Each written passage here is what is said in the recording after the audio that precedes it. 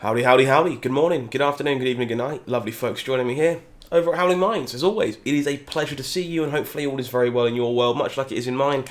And hopefully it remains in the world of flesh and blood. We're back today for a little more in the way of Iyslander Stormbind content. She is definitely one of the queens of the format right now. This is me fresh after the last Nationals weekend. I say fresh.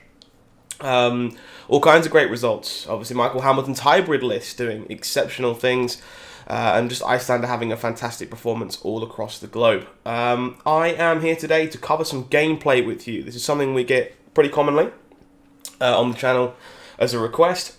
I intend on doing more Talishar playtesting heading into Worlds, but as you might be able to hear, unfortunately, in my voice right now, I'm still recovering from an unfortunate bout of COVID-19, which I picked up following Nationals. So I'm going to do my best to keep the coughing and stuff to a minimum during this broadcast. But of course, if I do, I apologise.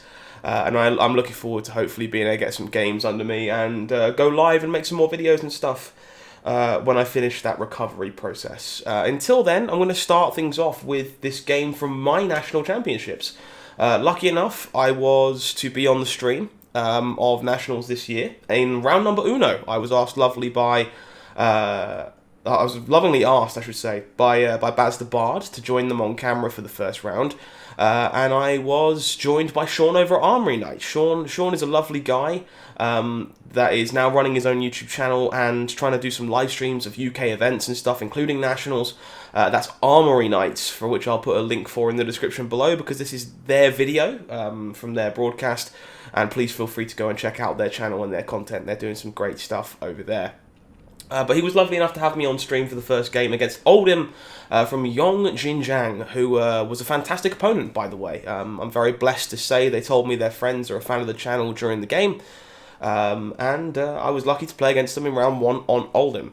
So we're going to go through this game kind of bit by bit, going to pause as we make interesting decisions, and kind of break things down for you so you can have an understanding of how this game went. If you're looking for my deck list or my sideboard guide for this matchup, it's in the previous video that we broke down for Nationals, but I'll also tuck it again once more in the description box below, so you can grab that and check it out for your own gameplay needs if you like. But yeah, obviously this was now a shade over a week and a half ago, something like that. So my memory might not be the best when it comes to plays that come next, and sometimes some gameplay decisions, but I'll do my best to break this game down for you, and hopefully that's some informative content. So, with all that said, one final thing. If you haven't already, consider subscribing to the channel. I would really appreciate seeing you again for more things content-wise as I continue to do more and more of this, and thank you to everyone who has. Let's get underway with this match and start breaking things down with means to Iyslander. So, this February sponsor will appear on screen real quick here as well. I guess first things first, this opening hand that I open in a hot second is terrible. I think that's kind of what makes this game so interesting. I think for the most part, prior to the evolutions of both of these archetypes in the last couple of weeks for UK Nationals, this matchup was still kind of favoured. It was getting a bit worse. People were definitely figuring out how to play into Iyslander, especially as Oldhim with more red attacks. But I was still very, very happy to see Oldhim's. It was definitely a matchup I was going to be ecstatic to see. You can see myself here on the left-hand side, nice fitted altar, wearing the equipment you would expect in this matchup. But yeah, opening hand for this game is just so poor. We'll see it in a hot second, but I actually open Insidious Chill, Arctic Incarceration, double Energy Potion. Which wouldn't sound that bad if I was going first. The problem is, I am not. My opponent is going first and is going to get to swing a big attack at me. And not only do I kind of want to keep Insidious Chill in this matchup, but those energy potions don't block. So, really not the hand you're looking to see to start the game against Oldhim here, unfortunately. Opponent kind of considers their options here for a second. Might just swing Sledge, normally what goes on his first turn. Maybe has a dominated Glacial Footsteps or a big dominated attack that was never going to be blocked profitably anyway. They do choose to swing the Sledge here. And I do definitely contemplate keeping this Insidious Chill. Like, establishing an early chill in this matchup is very, very powerful. But leaking damage is like super dangerous, because leaking on turn 0 means, you know, you're going to be worse into those dominate attacks later on. So stuck with 2 epots in my hand, I make the unfortunate choice to block with the cards that can block. I still have to leak 2 in this spot, unfortunately. But I think holding on to a 3rd card to set up a chill and leaking 4 is like pretty bad, honestly.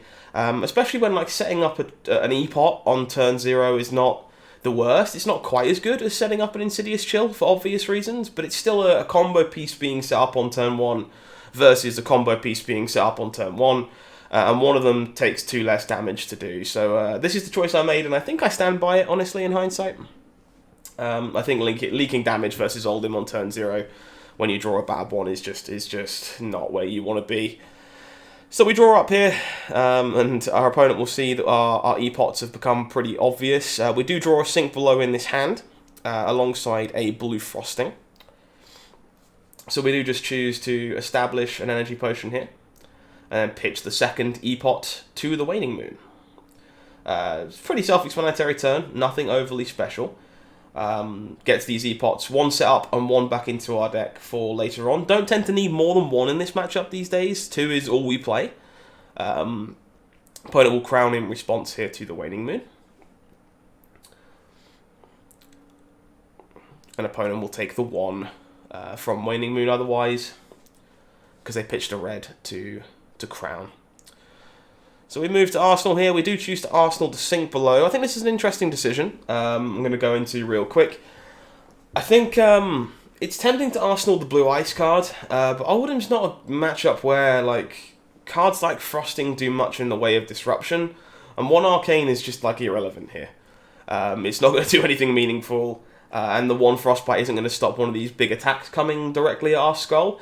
So I'd much rather be better into Oakenhold, into Glacial Footsteps, into all these dominate attacks by having the Sink Below in my arsenal than having the Frosting in my arsenal to activate Moon instead.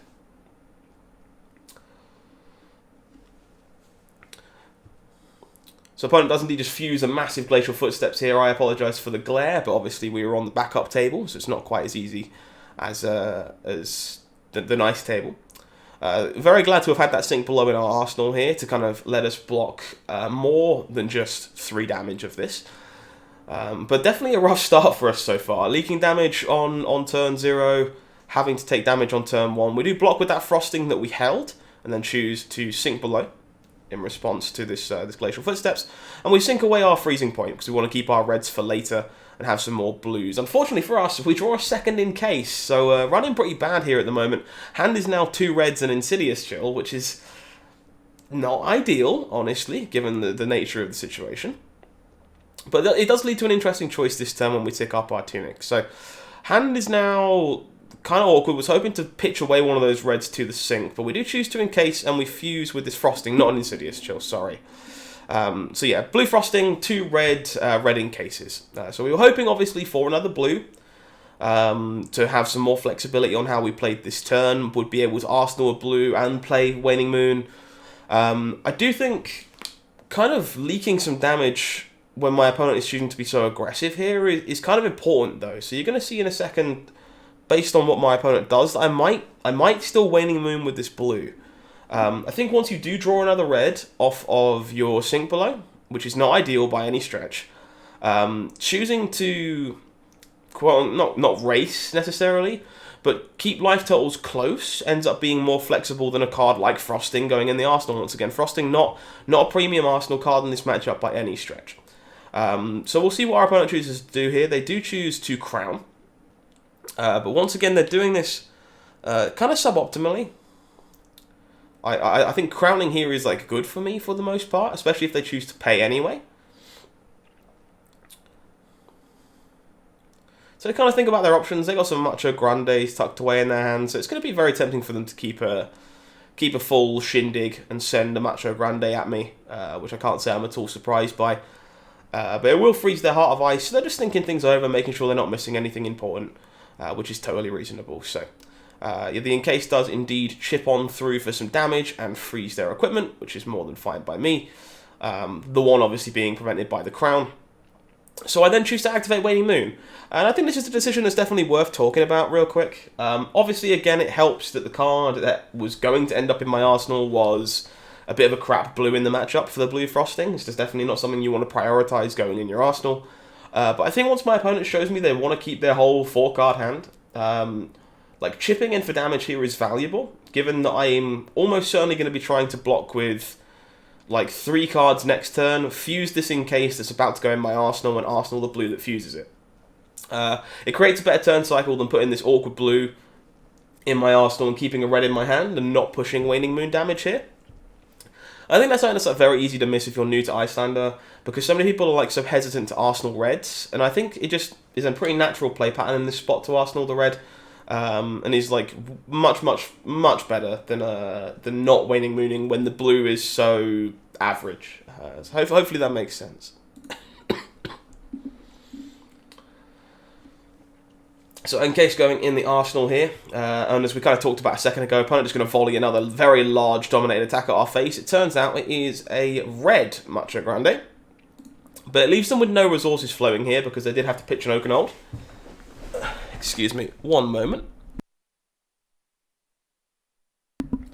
Perfect. So yeah, so they have to spend their whole hand on this. So this is a bit of a punish, honestly. In spots like this, where the opponent ends up with no resources, you do kind of wish you had a damage effect in your arsenal, because you'd be pushing 4 off of Waning Moon. But I think this is still okay for us, especially given the hand that we drew up. So let's take a look at how this plays out. We look at the in case, kind of shuffle our hands around a little bit, and you see that we drew the Nourishing Emptiness, which is like, okay, this is giving me some options. I can at least take a small hit here and play back at my opponent, but it does mean this red in case is going to be stuck in my arsenal. So how do I profitably use my hand here? By like preventing damage on a dominate attack and then spending 2 cards to Nourishing Emptiness without getting like a random card left over and stuck behind. And I think the choice here is to use the Ironhide Gauntlets, even though you can't really use all the resources profitably, because it just kind of clears your hand out of some of the skunk and soaks up some damage on a big dominate attack. So I believe I kind of sit here and think about my options, because I obviously can just like block and play the in case, but I think that's just like way lower impact when my opponent's only got 1 piece of armor to block with, and that's the Heart of Ice against Nourishing Emptiness. So I choose to respect this, block as much of it as I can without giving up my Coronet, and then look to volley Nourishing Emptiness back, because I should be presenting more damage than my opponent that way, which is really cool. So we'll see. Ice Vein Gauntlet and pay for the Gauntlet, kind of wasting 2 resources, but I think it's mostly fine given that we are blocking as much as we can and wanting to filter through our hand anyway. So taking a fair bit of heat here early, unfortunately, down to 26. Some really big dominate attacks early from our opponent. Tunic does go up to 3, and we are just going to vomit this Nourishing Emptiness directly at their skull and see if we can't gain ourselves 5 intellect this turn.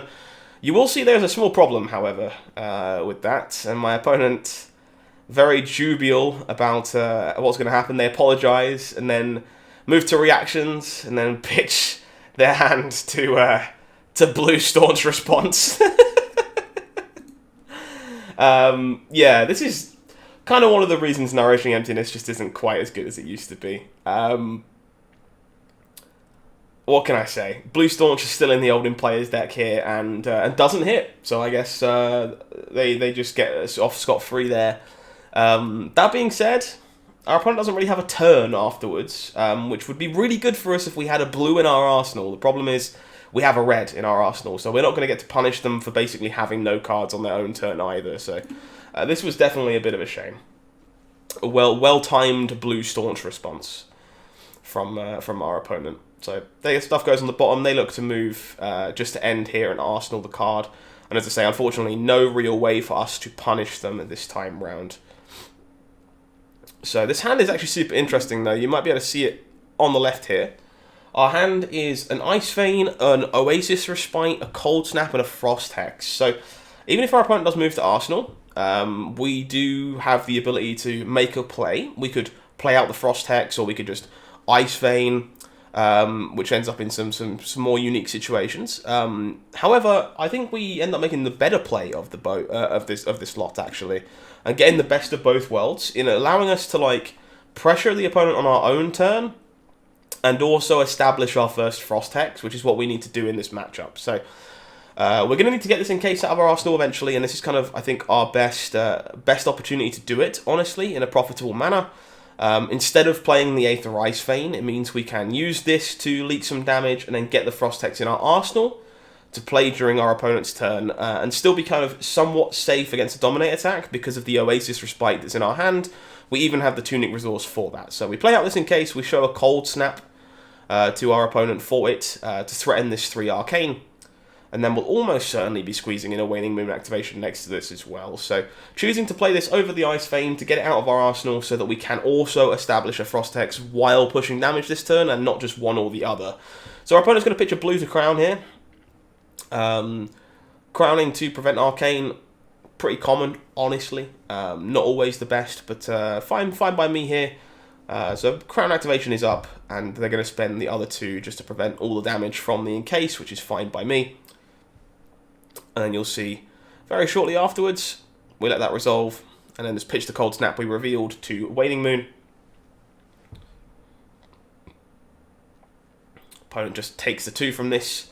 So we can expect to have a big attack coming back in our direction, which we are thankfully prepared for due to that Oasis Respite. So Frost Hex going to go in the arsenal, try and get that out as soon as we can now that we need to start getting set up, and a defensive hand ready to keep us safe in a pinch if we need to. So opponent pitches a Chokeslam to activate Heart of Ice here, and we choose to float our Tunic Resource in response. Now, this is a really interesting spot. Obviously, we saw the Oasis Respite in my hand last turn, but what you don't see is that I drew a Fate Foreseen and a Sink Below in this spot. So I'm kind of sitting here like, well, I'm probably not going to be able to play the Frost Hex this turn. But if I want to be able to like Oasis Respite plus Sink Below or Sink Below plus Fate Foreseen, I'm going to need my Tunic Resource this turn to do so. If I want to keep the only blue in my hand to be able to Coronet Peak my opponent on their own turn and keep this Frost Hex in my arsenal. So was definitely a tough one, I think. But given the hand is 3 reds, all defensive, I think I have to float the Tunic Resource here. Opponent does send in a Mucho Grande once again. Big old blue one this time, not a red one, so 8 dominated. So we can choose to defend ourselves from this if we'd like, but the Heart of Ice makes it very awkward. So we have to give up the Ice Vein to pay 2 for the Oasis Respite. Does gain us a life at least, but it does also then leave us with a resource to play a Sink Below. So this turn ends up being fine because we can sink the Fate away and try and find a blue to Coronet Peak this way. Unfortunately for us, we draw a freezing point. We are running kind of bad on drawing reds in spots where we really do want to draw blues. But we'll talk about that real briefly once more. I think pitching the Ice Vein gives us the ability to not only block out a whole dominated attack, but we do have a chance to find a blue. And I think it's a pretty good chance to find a blue as well. We've seen quite a lot of reds very early in this game. And so it's quite easy for us to sink into one off of that Fate Foreseen. Unfortunately, we just kind of failed to do so. But I think the line's very, very strong in that spot to kind of give you a Coronet Peak activation and take no damage while passing back to your opponent, which is kind of what you want. So, yeah, unfortunately, we did sink into a red, so you're going to see that we just kind of sheepishly passed back to our opponent here with the Frost Hex still in our arsenal, kind of unable to do anything, which is a real shame.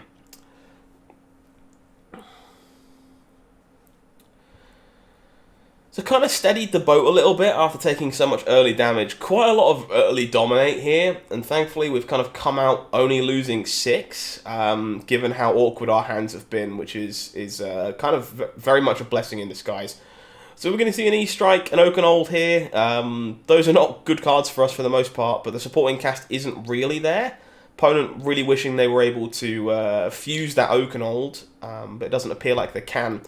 So just considering their sequencing here, if they're going to E-Strike, if there's going to be a follow-up attack or anything. So they're going to E-Strike.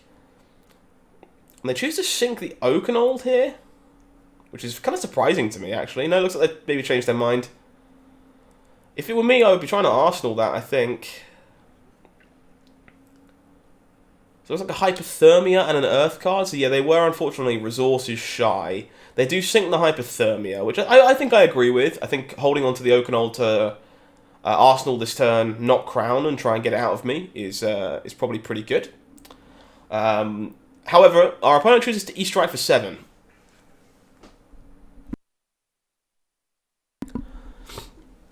Which is, I think, pretty good for us, honestly. It kind of gives me full information. Our opponent's never going to be able to go again out of nowhere, which is fantastic. So we kind of know what's up here, and E-Strike can't get pummeled, so there's no surprises coming for us there either. We're just expecting an Arsenal. So you can see, again, our hand is super red-heavy, which these early hands all have been. So we're kind of eager to block with these reds here, and look to either like play Hex, Arsenal another card, or Coronet here.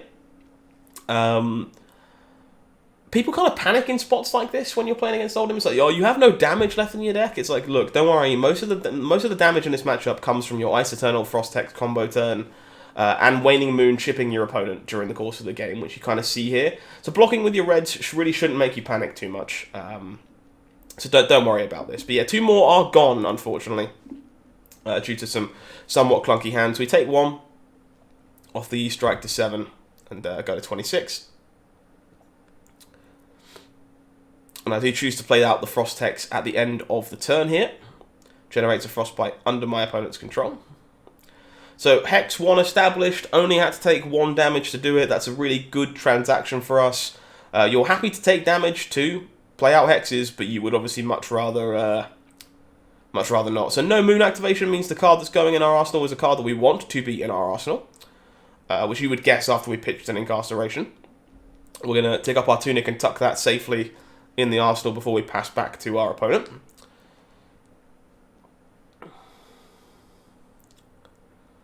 So once again, Sink Below in our hand again that we can see at this moment in time. Ice Bolt, Fate Foreseen. It's a double defense reaction hand with an Ice Eternal.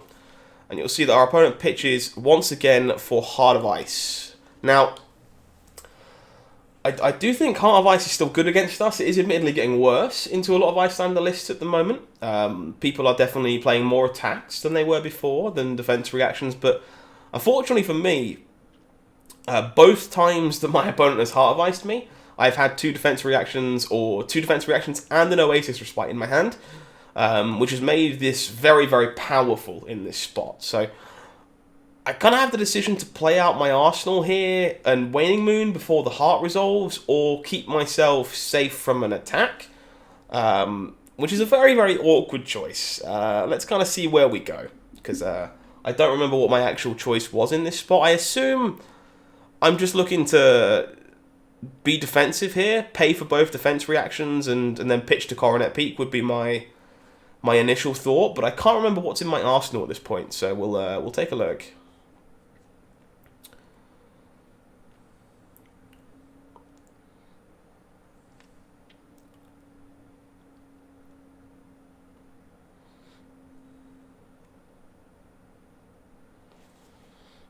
Apparently I couldn't remember what was in my arsenal alive at the time either, so had to double check. This is clearly pretty close. And I choose to pitch the Ice Eternal to play out an Insidious Chill. Okay, so this kind of shows a really interesting decision. This basically suggests that we've kind of talked about this in detail in a lot of videos on the channel, but you should be willing to take damage to establish like 1 of 2 cards in this matchup, and it's the 2 that you see in play right now, the Insidious Chill and the Frost Hex, right? So I'm looking at this as though, okay, maybe we Waning Moon have 1 to spend on a defense reaction for an attack that comes in. Or maybe I'm looking at like paying for both my defense reactions with the blue and not keeping an arsenal. Excuse me, I apologise. I do think establishing Chill is worth damage here. If my opponent's coming in with a regular enough attack, using Fate Foreseen to pay for Sink Below, arsenaling the blue, I think is also acceptable and gets this Chill in play. So I think I prefer this. if I wait, I just can never play this chill this turn once Heart of Ice is active. And there is some like avenues to move based on what my opponent does here. So yeah, I think this is fine. Kind of happy to be at 26 with three combo pieces in play, given how rough this game started. So opponent now plays a Tear Asunder. It's really bad news for us, honestly. We don't want to see that after we just expended a card and have two defense reactions stuck in our hand. And our opponent does indeed play that Oakenfold out of their arsenal that they saved earlier on and didn't sink instead of the Hypothermia. So this is kind of like a build your own Oakenfold, and our hand is not equipped for this, which is pretty dodge. Now, I'm going to forsake this with the statement that, unfortunately, I accidentally cheat here. It was pointed out to me by guys who watched this feature match when it went up. I did not notice at the time. Thankfully, it is completely irrelevant to how the game plays out. I forget that Heart of Ice is active here. That is my fault.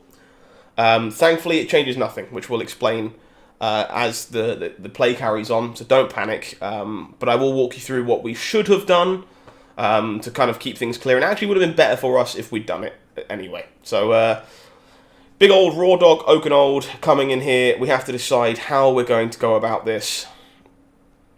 And when your opponent chooses to take your hand away like this, most of the time you're just going to try and squeeze in a Waning Moon activation.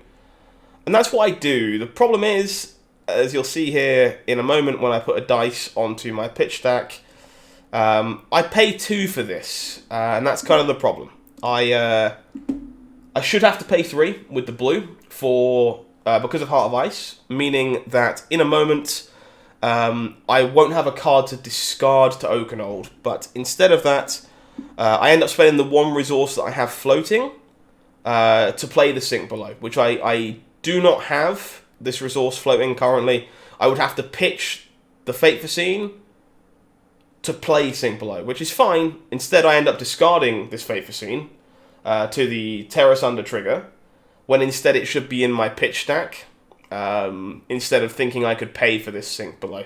So I forget about the heart when I moon, and then remember it when I sink. And it was just a really small oversight on my part, forgetting that moon costs 3 instead of 2. Sadly, having to pass with no arsenal here on 22, due to that Tear Asunder coming to take our scalp. But as I say, we are not doing too bad here. We do have a number of pieces set up. 22 is not the lowest life total, but not exactly comfortable, shall we say. A lot of people thought we were in a lot of danger here. Opponent just sends a choke slam at us, keeps a card. It is a pummel, but of course they cannot play that right now. You'll see that our hand has access to Channel Lake Frigid, Ice Eternal, Frost Hex, and Fate Foreseen. So we can defend this pretty comfortably, and then look to Coronet Peak plus Arsenal the Frost Hex, which I think is pretty clean and pretty obvious play. Which is exactly what we do. So Fate Foreseen, opting to the bottom, taking the 1 from the choke stamp, opponent will Arsenal the pummel. Really nice, clean, easy turn here. Tunic loaded and ready to go. So this is worth paying attention to just for a moment, because we have to pitch another Ice Eternal here. And if you missed it earlier, we've already pitched 1. So we're going to have to kind of accept this game's going to go quite long if we're doing this. If we're choosing to pitch the Ice Eternal here to Arsenal the Frost Hex. Because we know 2 of them are already kind of towards the bottom of our library, so worth keeping in mind as we make decisions going forward. But yeah, pretty easy here once we choose to block the way that we did. Activating Coronet Peak, taxing our opponent a little bit, and looking to Arsenal this Frost Hex to get the second one established. So, opponent is going to pay for Coronet Peak with an Oasis Respite. Not looking to keep that around right now, apparently. So 3-card hand, we have a Frost Hex in our arsenal. An opponent choosing to fire off a Command and Conquer here. Now, this could have been pretty bad if we didn't have a hand that was capable of pulling this Hex out and blocking proactively. And it's actually kind of not great, because you see we have another Hex in our hand. We actually found Hex number 3 in back-to-back hands after this. So we kind of want to play this Hex. Excuse me. Play this Hex block with 2 cards and then play like Arsenal the other hex is the ideal dream scenario. But that gets absolutely rolled by a pummel if that's what we do, and we lose our 3rd Frost Hex, which we really can't afford to do.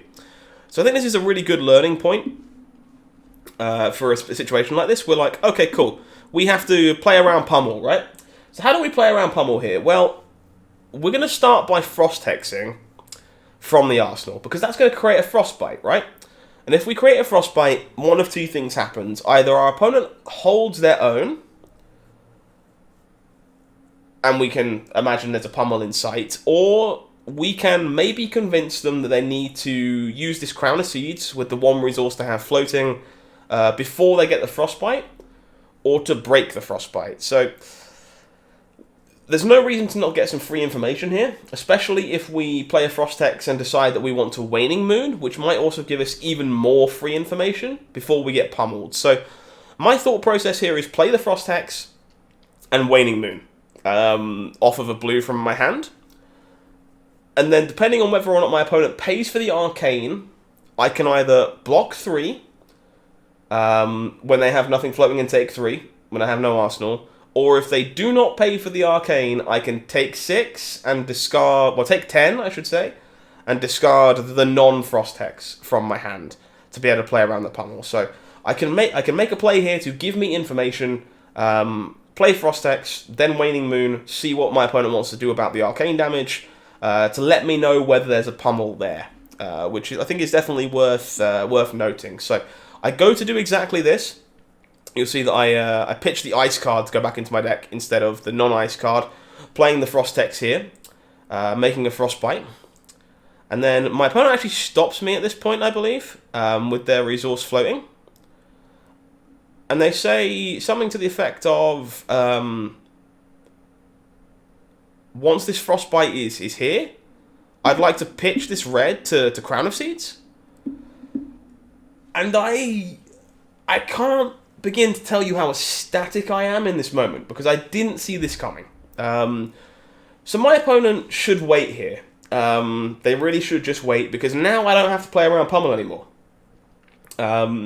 Because they chose to break the Frostbite proactively, there's nothing wrong necessarily with choosing to break the Frostbite with your resource here so that you don't take damage from these Frost Hexes. But because you did it before I blocked a Command and Conquer, I don't have to respect a blue and a pummel in the arsenal anymore. And there actually was a pummel in the arsenal. There obviously just wasn't a blue in hand. But you can make me block to play around it, which I now no longer have to do, because you've decided to pitch and crown away the card in your arsenal. So you're only ever going to have 1 card in hand and no resources floating. So I no longer have to play around Command and Conquer. So small mistake from our opponent gives us the free information we were looking for, and we get it without having to activate Waning Moon first, which is even better. So now we just get to block 6. We just get to completely block out this Command and Conquer and arsenal the other Frost Hex, which is just like the perfect line of play for us in this spot. And we're really, really happy that we got away with one in that spot, essentially. Because now we're on 21 and we have all 3 hexes. The 3rd one isn't in play yet, but we are established and have our stuff ready to go.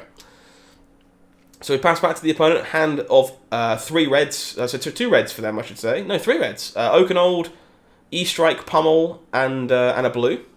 Looks like a Tear Asunder. Not the best for them, so it really wouldn't surprise me to see some kind of Enlightened Strike turn here.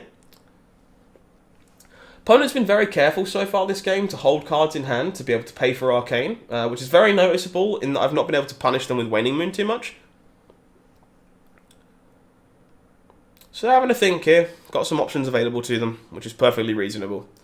This kind of hand is not exactly what you want to see as Oldhim a lot of the time, so it makes sense that they're having to have a think. More importantly is like the, if I E-Strike, what do I put on the bottom? What does the rest of my turn look like? So yeah, plenty of things to think about for them. Our hand here, I can see the Amulet of Ice. I can see what I think is another Insidious Chill, and if that's the case, we're really starting to look up here. Many combo pieces being set and ready to go. We're going to be very happy about that. The problem is we do know 2 of our Ice Eternals are quite low in our deck, so we're going to have to be patient while we get back to them, or while we find the 3rd one. Got an Aether Ice Vein in there too, by the looks of it. Opponent really kind of struggling here. Hand doesn't really play in any natural way, which makes some sense. They're going to choose to just Oakenhold the hard way, which is, I think, kind of fine by me. This seems a little suspect. Unless there's a pummel in the arsenal here for our opponent. I think E-Strike presents 7 damage in a much cleaner way than you kind of quote-unquote wasting an Oakenhold, which is obviously like a very, very big power card in this matchup for ripping my hand to shreds. So kind of surprised to not see the E-Strike for 7, but from my perspective here, this obviously just smells like a pummel again. It's like, well, okay, you kept a hand, kept a full hand, didn't crown, and you've decided to just pay 3 for a non-fused Oakenhold. Like, that smells fishy. That smells problematic. So we're going to sit here and tank for a second about what we do, and it's like, okay, so we have this Frost Hex in our arsenal. Are we just establishing that to get information? Are we kind of thinking the same play pattern as last time, where we can do the things we're always going to do before we worry about blocking to get information from our opponent, which we do. So we're going to establish this Frost Hex once again. This is going to generate a Frostbite under my opponent's control. They would like to respond by pitching a red to Crown of Seeds. So it's like, okay, that's fine. You didn't break the Frostbite, so there are, still 2 cards in hand. I have to respect the pummel, and it turns out they actually drew the blue to go with the pummel. So, although I didn't know that, it does seem very likely, based on what we were discussing to start with, the card in their hand to start with was a pummel, and they crowned into something else, perhaps. Obviously, when they pitch a red, we're happy there's a Frostbite in play, because it has to be blue plus pummel, but we definitely have to respect it here. So, Oakenhold coming in for 7. They get rewarded for playing the attack they do. Opponent does indeed pummel us, and we get punished for... Okay, so that's a little bit fast here, so I'll break this down real quick. We kind of get punished for choosing not to play around the pummel in the end. So when our opponent aggressively crowns and pitches a red, it's harder for them to have this pummel, right? And clearly I made the decision at the time that I was going to try and soak up as much damage as I could, so that I could take damage next turn, so that I can establish Insidious Chill. And now part of that thought process is, if I do get punished by the pummel, I can just pitch to Waning Moon to quote-unquote win this turn cycle, right? Because this pummel now knocks this up to 11. So I can take 6 and deal 3. Which is not the most profitable of exchanges, but it's better than having the Insidious Chill discarded. That being said, I think in hindsight, that might have been wrong. Because I have to remember I had to block with an Insidious Chill on turn 1, or turn 0, I should say.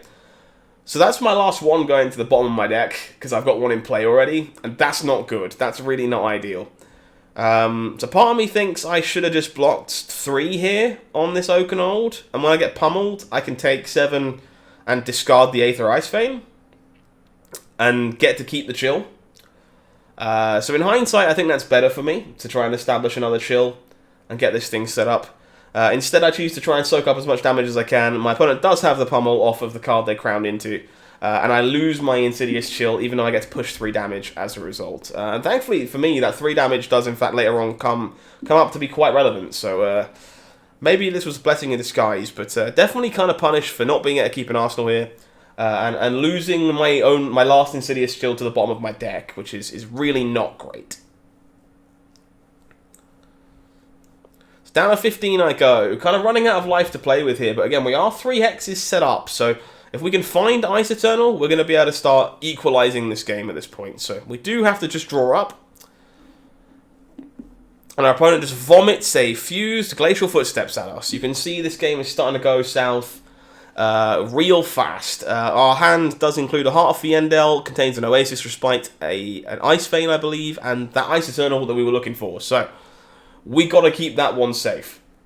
That Ice Eternal, we know it's our last one that's not towards the bottom of our deck, because we pitched 2 very early to save them for the late game. Excuse me. And we now know we probably aren't getting to that late game, so we got to hold that one. So we got to make sure we play this hand in a way that can't get punished. with that card. Thankfully, our opponent only has one card in hand, and we know it's Pulse of Iyslander because they had to fuse the Glacial Footsteps. So,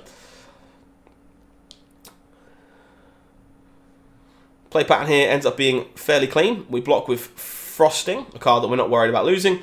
Use our Tunic resource in order to Oasis Respite. So, we break even on this exchange, which is really good for us, honestly. Oasis Respite, once again, just kind of dunking on Dominate and being very, very unfair.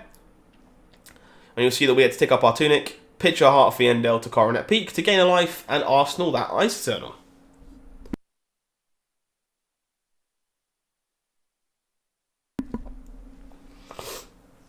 So really good play pattern for us all around here. Got to gain 1 life over that turn cycle and get the Ice Eternal into our arsenal, which is going to give us a chance to stabilise here.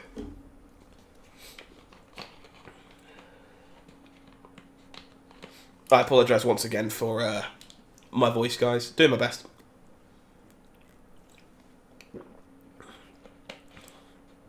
So opponent will indeed pitch the Crown of Seeds and then pay for Coronet Peak with another resource.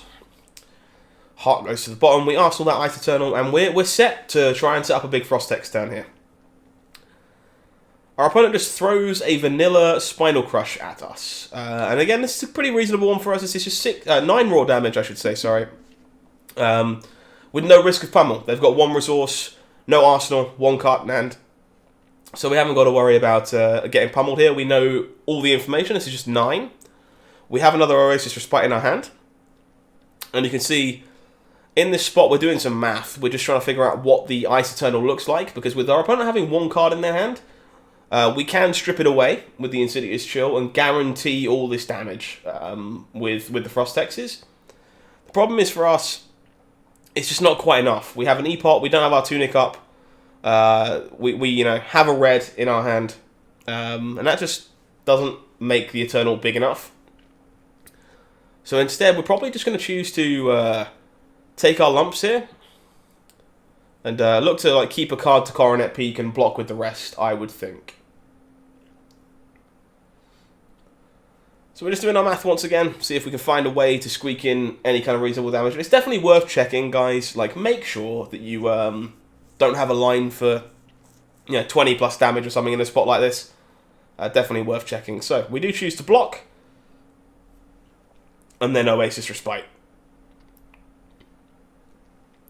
We take 1 in this spot, which is a fine exchange, I think. And get to keep a card in order to Coronet Peak our opponent back, because that Coronet Peak activation is just going to be worth more than the 1 damage we took from a Spinal Crush, as it might stop us getting dominated or pummeled or something to that effect, so often going to be worth a little more. Also gets the card back into our deck. So activate Coronet Peak again.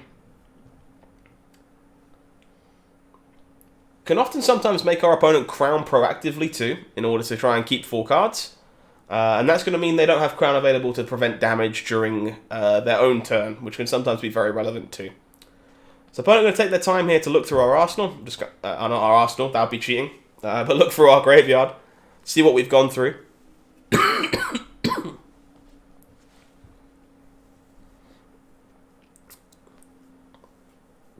Before making their decision on what to pitch.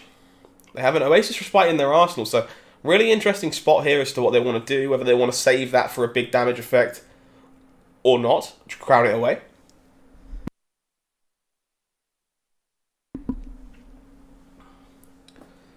This is quite a difficult decision. I'm not entirely sure what I would do here either. I'm definitely no Oldhim expert. Part of me thinks that Ice Eternal has to be coming. There are none in my graveyard. So holding it in your arsenal, probably just fine, given that you have this Command and Conquer that you can throw. Opponent is differently minded, however. They're going to choose to pay for the Coronet Peak and crown with the resource. Putting the blue back on the bottom. So we refill, and our opponent chooses to pitch to activate Heart of Ice, I believe. And now, this is a very interesting spot here. Because you can see our hand is loaded. We do in fact have 3 blues and an ice card, which is the hand you're looking for to fire off this Ice Eternal. So when our opponent Heart of Ices us, we kind of have to make a choice.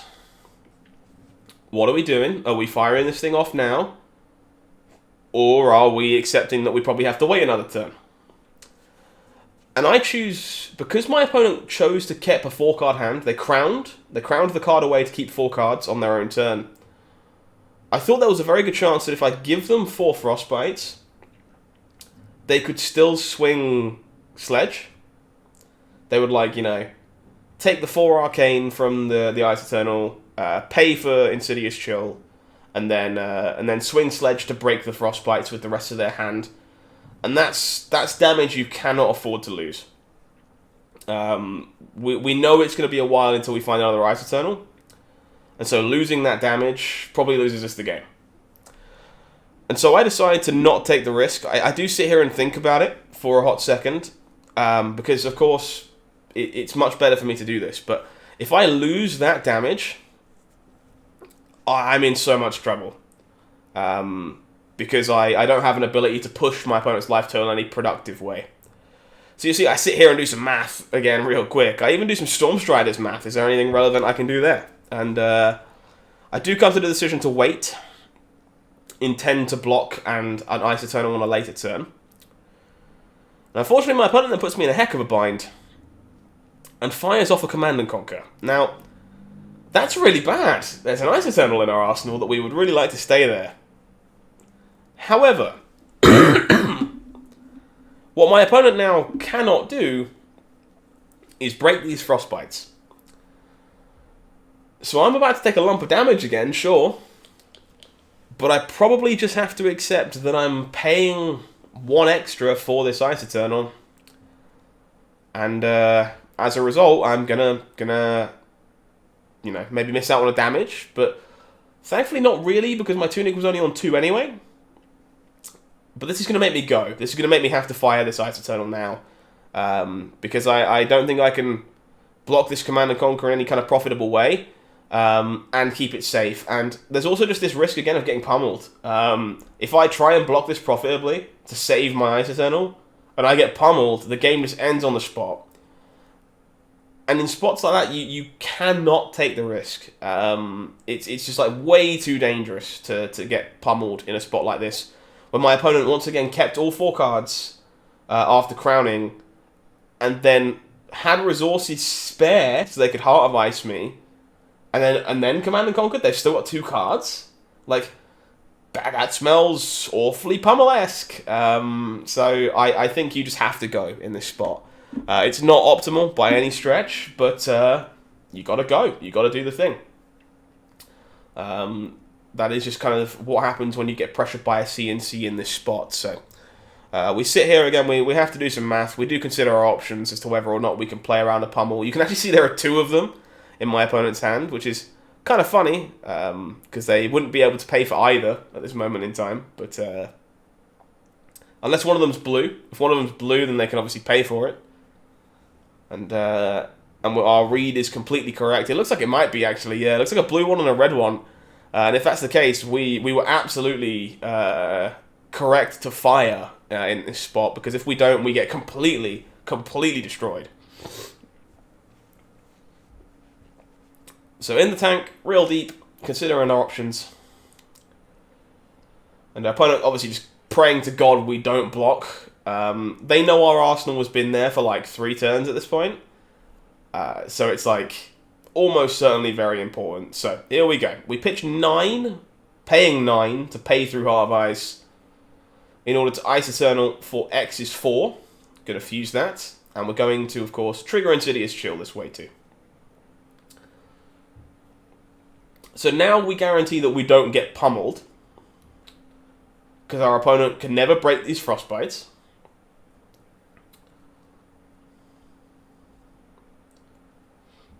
And they obviously can't pummel us now, because we're not in attack reactions yet. So, paid 9, presenting 4 Arcane. Opponent chooses to pitch both pummels there in order to pay for Insidious Chill. And then chooses to spend the other 2 in order to prevent 2 Arcane and take 2. So they're going to go down to 26. I then take 6 from this Command and Conquer to keep the card in my hand and go straight down to 9. And then my opponent will indeed take 12 damage at the end of the turn from these Frost Hexes. So, a bit of a machine gun of arcane damage. And I do get to keep an arsenal. But these life totals are now way, way closer than they were a minute ago. 9 to 14 is very, very winnable. We arsenal that Aether Hail. Draw up 2/4 cards. Opponent going to take a gander at their hand. We're really in danger of kind of getting punked by some dominate attacks here, and this is a big boy. This is another Glacial Footsteps getting dominated once again in our general direction. And you can see our hand is not ideal here. We have an Encase and an Amulet of Ice, which is, Amulet does not block. Thankfully, this is a blue Glacial, only coming in for 8, but still dominated. And when a dominate attacker comes in like this, we know full well we've got to push some damage to race this thing. And given that we have this Encase, I think it's time to pop our Stormstriders. We have our Tunic Resource, we can fuse Encase to trigger Insidious Chill, take that last card out of our opponent's hand, and then we can play the Aether Hail from our arsenal and Waning Moon to push kind of equal amounts of damage here that our opponent's pushing to us. So this is indeed what we do. We pay for our Stormstriders, play the Encase out here for 3. We do fuse it with the Amulet, because we know we're going to be pitching the Amulet in a moment. Triggers Insidious Chill. So we got discard or pay 2, and then 3 Arcane. So our opponent, of course, pays 2, prevents 1 of the Arcane, takes 2, and goes down to 12. Their stuff gets frozen, not that that matters a particularly large amount here.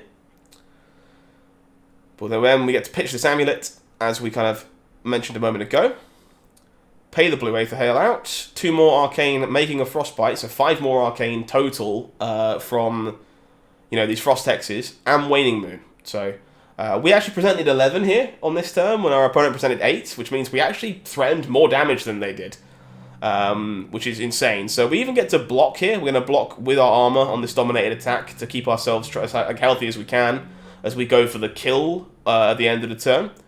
So we end up blocking out the 6, taking 2, and our opponent gets chunked at the end of the turn by the Frostbite. So you'll notice it brings it down 7 to 4.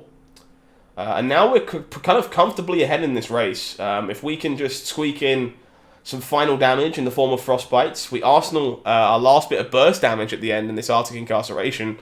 And hopefully Arctic Incarceration alongside Waning Moon can get us this final bit of damage, given that 7 should hopefully be enough life for us to play with, to stay alive. We actually just hit our pitch stack, because we drew that Epop back from the first turn of the game. So, into our second cycle at this moment in time. And our opponent chooses to activate Heart of Ice. Now, we can consider playing Arctic and playing Moon here. But again, our opponent can break those Frostbites. And that's our win con. Our win con is these last little bits of damage. So, we do choose not to. And they do choose to fire off a Choke Slam. So, this is now a very, very interesting spot we find ourselves in. Because we are being presented lethal. But while it is lethal, it's not a big enough attack for us to die if we use all but 1 card. We kind of have to sit here and make sure there's no way we can fuse real quick, because if we can fuse and knock the last card out of our opponent's hand, we have a guaranteed kill with Arctic Incarceration at the end of the turn. But I think there's a good chance with only 1 card in my opponent's hand that we have a guaranteed kill anyway. So let's see how this one plays out. So we can look at this Choke Slam. We are under Heart of Ice in this spot. Our hand is a little red heavy, and we do have that E-Pot, of course, it doesn't block. So we just, there you go, block with 2 reds and a blue, block 9. Keep ourselves nice and healthy. We then pay 1 to break the E-Pot, now that we know our opponent only has 1 card in hand. So we go up to 4 resources in this spot. We go down to 3. Spend 1 on the Arctic Incarceration. So this is now going to make 2 Frostbites that our opponent hopefully can't break. And then Waning Moon. And our opponent will pay for Waning Moon and prevent an Arcane and take 5 Arcane at the end of the turn. So thanks to our opponent having to spend all those cards in order to swing their final attack, we're able to guarantee some final damage with Arctic Incarceration and Waning Moon to get ourselves over the line at the end of that game. In a game that was Honestly, very, very difficult early, and did not look like it was going to go great for us after we had some very, very awkward hands. But thankfully, found some early Frost Hexes and managed to chain together some damage. So, hopefully, guys, that was an enjoyable learning experience for you. Thank you for joining me for this game. It's been very, very sweet. And let me know if you want to see more of this kind of content in the future. Until next time, I've been HowlingMines. You've been amazing, and I'll see you again very, very soon for some more things Flesh and Blood. Have a good one. Enjoy the rest of your day.